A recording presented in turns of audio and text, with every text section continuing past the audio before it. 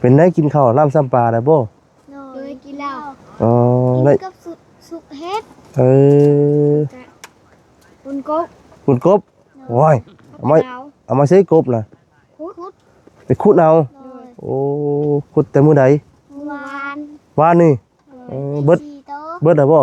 หมดแล้ว เออ ปลาไหลกับ2 โต๊ะ โอ้ กับเขียดกับปูตัวเองกินกับตัวหนึงก็ให้พ่อไปปาดไม้กับตัวหนึง อ๋อคือพอจะไปปาดไม้สิเอามาเฮ็ดเฮือนที่ซ่านนี่บ่ เลย อ๋ออันแม่นบ่อันนั้นอยู่ข้างหน้าน่ะแม่นบ่อันกองอยู่ห่ะ เลยนั่นแหละ เอ แก่ อ มาเมื่อคืนนี่บ่ เพิ่นไปเรื่อยจักคนก็ 2กับปู โอ้สองคน เลย วันนี้เพิ่นไปเรื่อยมาแล้วก็แก้มาเอ้น้องตันอ๋อป .5 เ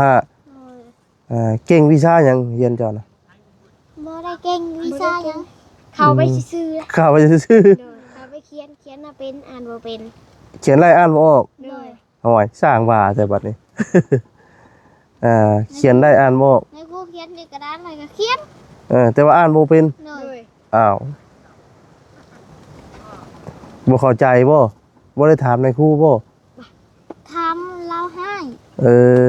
เพิ่นก็บอกให้ฉันแหล้วบ่อยากให้จื้อเนาะให้เป็นใจว่า พี่น้องเนาะผู้นี้น้องตันนี่ป .5 เนาะ เลย น้องอื่นนี่ม .1 เรียนม .1 น่ะยังบ่เป็นอยู่หวะ บ่เป็น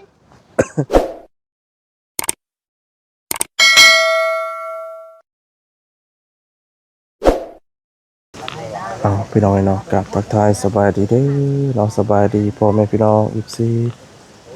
สุขสู่คนพี่น้องเนาะวันนี้ก็ทางบอสดีได้เดินทางมาหาทางครอบครัวเนาะของทางน้องอึ้งน้องพี่น้องน้องอึ้งน้องอ่างน้องพี่น้องเนาะน้องตันพี่น้องน้องอึ้งน้องตัน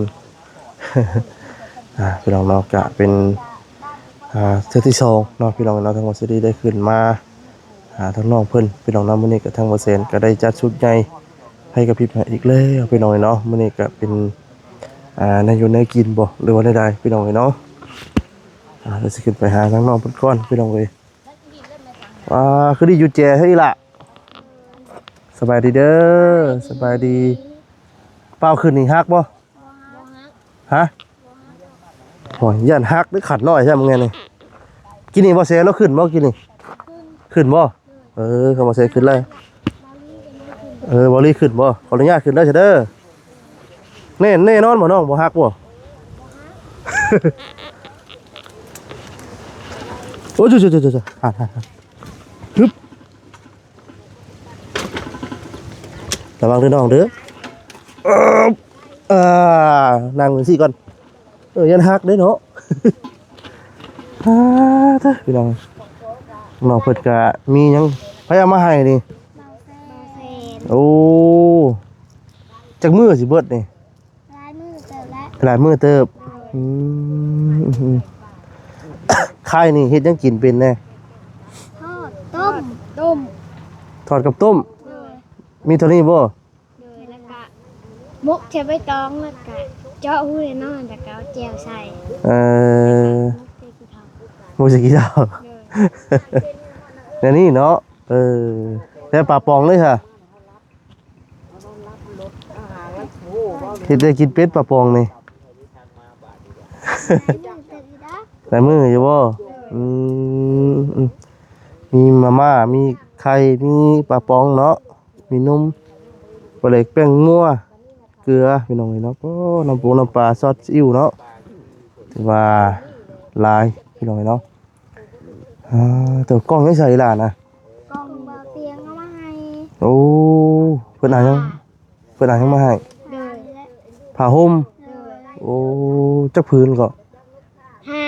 ห้า 5พื้น เลย โอ้ น้อย ตุ้มซ่อนกันแล้วเนาะจะอุ่นเนาะ ห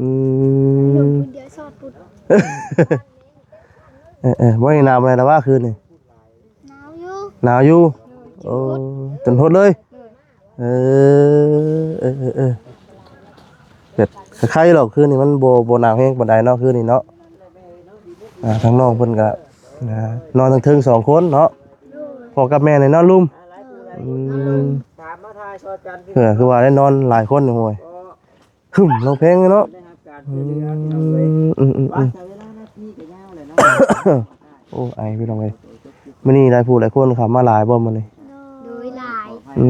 ชื่อภายในได้แน่นึง สบายดีพี่น้องบ๊ายบา บาย งแสน มาแซน แล้วก็บาเวียด มาเวียด โดย บ้านยังแน่ชื่อได้นี่ แล้วก็บาวต้า บ่าวต้า แล้วก็บาวยังบาวหนึ่งนะ กินนี่บ่บ่าวคนเผย โดย เด้อเออ นั่นแหละ เด้อบ่าวได้จักชื่ออยู่บ่จักอยู่บ่นี่ มูจัก ชื่อไปเลยก็บ่าวลี่บ่าวสดีว่าน่ะ โดย พี่น้องเอ้ยเนาะ สลี แม่นบ่าวมากระโพดนั่นแหละ พี่น้องเอ้ยเนาะว่าหยอกว่าหัวกันไปเนาะพี่น้องเอ้ยเนาะเป็นวัดพี่น้องเนาะมุกตันหลังอยู่กันพี่น้องเอ้ยบ่กล้าเข้าใกล้น้องเพิ่นนะอย่ามันติดนับกันเนาะ เป็นได้กินข้าวน้ำซ้ำปลาได้บ่ โดยกินเหล้า อ๋อ กิน ได้ กับสุกเฮ็ด เออ บุญกบ คุณกบโอ้ย เอามาใช้กบน่ะ คุด ไปขุดเอา โดย โอ้ขุดแต่มื้อใด วาน วานนี่ เบิด สี่โต เบิดได้บ่ หมดแล้ว เออ ปลาไหลกับซองโต โอ้ กับเขียดกับปูตัวเองกินกับตัวหนึงก็ให้พ่อไปปาดไม้กับตัวหนึง อ๋อคือพอจะไปปาดไม้สิเอามาเฮ็ดเฮือนที่ซ่านนี่บ่ เลย อ๋ออันแม่นบ่อันนั้นอยู่ข้างหน้าน่ะแม่นบ่อันกองอยู่ห่ะ โดยนั่นแหละ เออ แกะมาเมื่อคืนนี่บอก เพิ่นไปเรื่อยจักคนก็ สองกับปู โอ้สองคน เลย วันนี้เพิ่นไปเรื่อยมาแล้วก็แก่มา แล้วมีหยังตื่มแน่มีนอกจากมีไม้แล้วมีหยังเพิ่มตื่มแน่มีไปงบทางไหนแน่นอก งบทั้งเบาไหลกับเบาแก้ว เปล่าแก้วแล้วก็มีทางไผอีกแน่ พอเบาไหลกับเบาแก้วนั่นแหละ อืมแล้วก็ยังบ่ทันได้มีทางใดแจ้งเข้ามาตื่มบ่ บ่ยังบ่ทันมี โอ้ก็คือมีแต่เรื่องเฮ็ดโครงบ่เฮ็ดโครงจักเสาจะฮู้อยู่บ่ ฮุก 6เสา เลย อ๋อ6เสาพี่น้องเนาะก็สิกว้างกว่านี้หน่อยนึงเนาะ เลย พี่น้องเอ้ยก็สิกว้างอยู่มันก็ตามขนาดเฮือนเฮาเฮ็ดพี่น้องเนาะกว้าง6เสานี่ก็ประมาณ5คูณ4 5คูณ5คูณ6นี่แหละพี่น้องเนาะประมาณนี้จะได้เฮือนเนาะเฮ็ดเถียงเนาะ เลย พี่น้องเอ้ยถือว่ามันก็สิไข่กว่านี้อยู่พี่น้องเนาะตุเซจักมันสิล่มยามใดเนาะ เลยบ่ค่ำบ้านนี้มันล่ม อืมเคยมีบ่นอนอยู่แบบมันเอียงลงเคยมีบ่ บ่ บ่เคยบ่ โดย เอพี่น้องเอ้ยยันว่าอยู่ว่านอนอยู่ลิดๆเคยคือเงียงแท้บ่มีบ่ บ่มีลงมันลงมาตะหน้าตะนั้นลงมามันเอียง เออ ค่ำแล้วก็ค่ำเลย เลย เป็นบ่ค่ำมันก็ขึ้นบ่ได้ดอกค่ อืม ำมันอยู่ในไม้ค่ เลยไม่คำไว้เนาะ ำเลย อืมอยู่กับแม่เนาะไอ้แม่เพิ่นก็พูดแหละกลัวต้นหมอกต้นไม้เล่าพี่น้องเอ้ยว้าเจ้าแต่ว่ามื้อนี้ก็ทางทีมงานเข้ามาหลายผู้หลายคนอยู่มื้อนี้เนาะเป็นได้เมื่อยอยู่บ่ทีมงานเข้ามาสิเมื่อยหรือม่วน บ่เมื่อย ม่วนบ่ ม่วนม่วน ม่วนเนาะมีคนปากมีคนเว้านำเนาะ เลย แต่เก่าในห้วยไปเล่นน้ำไผเล่นน้ำไผก็ครับว่าบ่มีทางทีมงานเข้ามานี่แต่เก่า ไปเล่นน้ำน้องเทศ อ๋อหรือว่าหาอยู่หากินไปจังได๋เนาะ โดยชวนกันไป อืม ชวนกันไปหาก้าน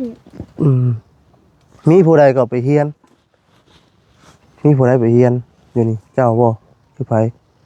น้องอึ่งบ่คือน้องตัน บ่มีไฟเฮียนเลย ออกแล้ว เจ้าอะไรเจ้าน้องปอใดก็ มหนึ่ง มหนึ่ง เลย เจ้าเด้น้องตัน ปห้า อ๋อปห้า เลย เก่งวิชาหยังเฮียนเจ้าน่ะ บ่ได้เก่งวิชาหยังเข้าไปซื่อ ข้าวไปซื่อ ๆเลยเข้าไปเขียนน่ะเป็นอ่านบ่เป็น ๆ เขียนไล่อ่านบ่ออก เลย เอาไว้สร้างว่าแต่บัดนี้ เขียนได้อ่านบ่ออก ในครูเขียนในกระดานอะไรก็เขียน แต่ว่าอ่านบ่เป็น เลย อ้าวบ่เข้าใจบ่บ่ได้ถามในครูบ่ ทำเราให้ เพิ่นก็บอกให้ฉันแหล้วบ่ได้ให้จื้อเนาะให้เป็นใจว่า พี่น้องเอ้ยเนาะผู้นี้น้องตันนี่ป .5 เนาะ เลย น้องอื่นนี่ม .1 เรียนม .1 น่ะยังบ่เป็นอยู่หวะ บ่เป็น เก่งภาษาหยังเลขก็เก่งบ่เลข เด็กคนบ่เป็น คิดว่าเจ้าของเก่งวิชาหยังอันไปเรียนนี่ บ่ได้เก่ง บ่ได้เก่งหยังเลย เลย หากเขียนได้แต่อ่านบ่เป็น เลย โอ้ยแต่ก็คนเขียนเป็นอ่านนั่นคืออ่านบ่ได้นะเขียนออกแล้วก็เนาะเป็นอันนี้เนาะ แต่ก็นี่ต้องเบ็ดอ่านนี่อ่านไล่เนาะเขียนบ่เป็นผู้ลางคนเนาะถือว่าบ่ได้เป็นวิชาหยังเลย เลย หากผู้เขียนไปเจออยู่ลำป้าลำทางก็อ่านเป็นอยู่แล้วว่า บ่เป็น บ่เป็น เลย ว่าดอกเนาะ บ่เป็น เออ ตัว บ่ได้เฮ็ดตัว เลย เอาสิบ้าวสิให้เบิ่งใช่ป่ะบ่มีภาษาลาวเนาะมีเป็นบ่ภาษาไทย บ่เป็นบ่เป็นภาษาลาวก็บ่เป็นนี่เด้ นี่อ่านมาจังได๋นี่ บ่เป็น นี่ บ่เป็น บ่เป็นบ่ เลย อ้าวสร้างว่าแต่บัดนี้ ภาษาไทยให้ไทยภาษาลาวเป็นกัน กับภาษาลาวยังบ่เป็นเนาะ เลย ถ้าว่าอยากไปเรียนอีกนี่ไปบ่ ไป ต้องไปวันนี้ก็ต้องได้เป็นนะบัดนี้ จักเป็นบ่เป็นแล้ว จักเป็นบ่เป็นแล้ว เอาพี่น้องเรากลับมาเรื่องคือเรื่องซ่านบัดนี้พี่น้องเนาะนอกจากเรื่องเรียนแล้วก็พ่อก่อนเนาะ วันนี้ก็มีทั้งเฮือนแล้วก็มีแต่เฮือนอีกโค้งเนาะแต่ว่าแบบเพื่อนเป็นซ่านเพิ่นสิให้แบบใดก็ ชงมูดันชงมูดัน ทรงโมเดิร์น เลย ทรงโมเดิร์นเนาะบ่ได้เป็นทรงกรุ๊ปแบบนี้บ่ทรงโมเดิร์น ชงมูดัน ปลูกอยู่เทิงๆพุ่นบ่ เลย อืมคือว่าตอนนี้นอนนี่พักผ่อนอยู่นี่ก่อนเนาะถ้าคืนแรกจะขึ้นไปนอนพุ่น เลย ก็จังสิได้มั่งตัวนี้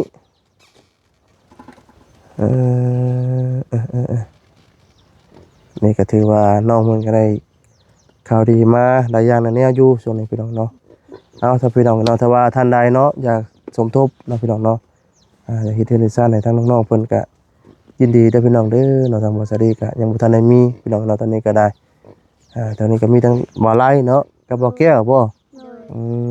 มถือว่ายังจำนวนหนึงเนาะยังบ่พอแต่เรื่องเป็นพวกผ้ากระจาดได้ค่ะ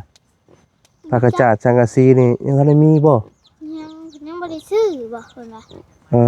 อ มันชื่อก็จักสิพ่อบ่พ่อหรอก ไผซื้อทางไหน บ่แก้วว่าสิซื้อว่ะ ทางบ่อแก้วว่าสิซื้อ เลย สังกะสีบ่สังกะสีบ่คือผ้ากระจาดแบบนี้ได้ เลยแม่นมั้งว่ะ ฮะ บ่จัก อ้าว จักนำเราคือว่าย่อเที่ยงขึ้นเบิ่งก้อนว่าคันงบหมดแล้วก็บ่มีเลย อ๋อว่างั้นก็เฮ็ดตามงบไปก่อน เลย ถ้าว่างบเรือจังสิซื้อมาใช้ให้ เลย โอ้โดยพี่น้องเนาะก็เฮ็ดไปตามงบตามประมาณแหละพี่น้องเนาะเพราะว่าถ้าเฮามีงบสำนึงไปเฮ็ดสำนึงมันก็เกินกำลังโพดเนาะก็เฮ็ดตามงบตามประมาณไปพี่น้องเอ้ยดีใจนำน้องเพิ่นพี่น้องเอ้ยเนาะมื้อนี้ก็ทางบ้านก็บ่มีของมาฝากมาต้อนให้น้องเอ้ยมีแต่นี่แหละนำกันนี่แหละเนาะ บ่เป็นหยัง พี่น้องเอ้ยพี่น้องเอ้ยเนาะตอนนี้ก็ถือว่าดีใจบ่มื้อนี้ ดีใจดีใจ ใจน้องเพิ่นได้พี่น้องเอ้ยเนาะ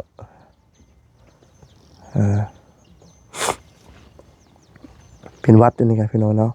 หันใจทั้งปาก ซาเนี่ยก็ไปออกไปนี่เลยบ่ เลย ต้มยังไงนี่ ต้มฮอนแน่ แล้วเป็นหยังก็ ก็เป็นบี หึ ตึงตึง เป็นไปได้กับพุ่นบ่ อันนั้นน่ะทับลาย อันนั้นตับบ่ ลายว่ะ เออ อันนี้น่ะ แม่เจ้าน่ะเป็นกระเพาะบีตึง โดย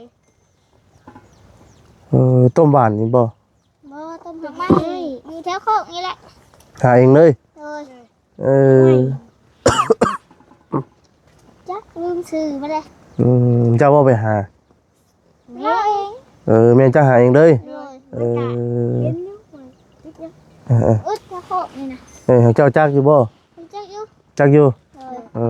อ แกมเป็นแบบว่าแดงๆบ่สี่เหลี่ยมสี่เหลี่ยม เป็นกงไม้บ่คือเป็นหญ้าเป็นหยัง กุ๊กไม้เป็นกุ๊กไม้ โอ้ ข้าวต้มมันกะแดงบ่แดง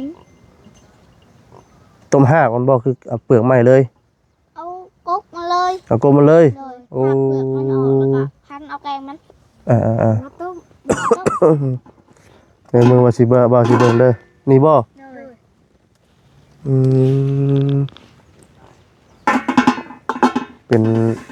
ดีกระเพาะกับดีบีบ่ เลย บีตรงโอ้ว่าเป็นตาย่านนี่เนาะไปตรงเลยเอาสาเรามีแต่ว่าก็สิผู้และกลับก้อนบาดนี้เนาะมีไปทางอื่นทางไกลเนาะมีกันจังไดก็ดีใจนำเราทางน้องเพิ่นเนาะมีแต่ว่ารอไม้เนาะช่วงนี้เนาะ เลย รอไม้ทั้งพ่อเจ้าไปเรื่อยอยู่เนาะแต่ว่าเรื่อยๆมาเนี่ยก็เสาเลยฉันเนาะเสามีแล้วบ่ มียังไม่ได้ตัดยังไม่ เอ ได้ อ ตัด แต่ว่าถ้าพ่อจะคือเก่า เลย โอ้ถ้าพ่อจะคือเก่าภาษาเนาะกลับก่อนบ่าวก็ได้ยันสิบ่ฮักบ่ได้บัดนี้ขึ้นโลกขึ้นไล่ลงบ่ไล่เพิ่นยังไงเนาะฮึบ เอาสบายดีน้องเด้อเนาะสบายดีพี่น้องเอ้ยตัวก้มได้นี่เนาะ โอ้ปูอ๋อตัวพี่น้องเลยอึ๊บพี่น้องเลยเนาะเนี่ยเพื่อนซาน้ำแป้งเพื่อนกะถือว่าใกล้พี่น้องเลยเนาะโอ้พี่น้องเลยป้าซาพี่น้องเนาะสำหรับคลิปนี้ทั้งบอสดีกับสีได้ขอจบคลิปซะก่อนเนาะพลาดจังไรก็ขอโทษขออภัยด้วยพี่น้องเด้อเนาะคำว่าคำจาในทางบอสดีเนาะบ่มอนถูเนาะขอโทษขออภัยน้ำเนาะลำลาไปก่อนอยู่ดีมีแห้งเบ้อสุขุสุขคนพี่น้องเนาะสบายดีเด้อพี่น้องเด้อเนาะสบายดี